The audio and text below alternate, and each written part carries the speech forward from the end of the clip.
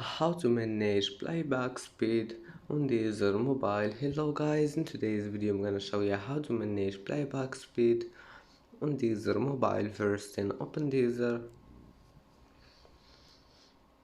and then just click here this settings icon here in the top corner, click on it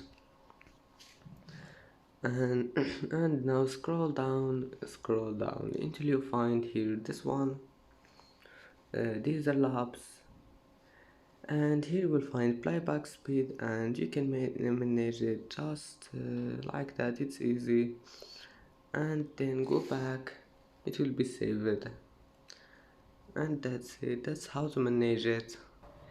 And that's it for today's video. Don't forget like and don't forget subscribe, and thank you for watching this video until the end and see you in the next video.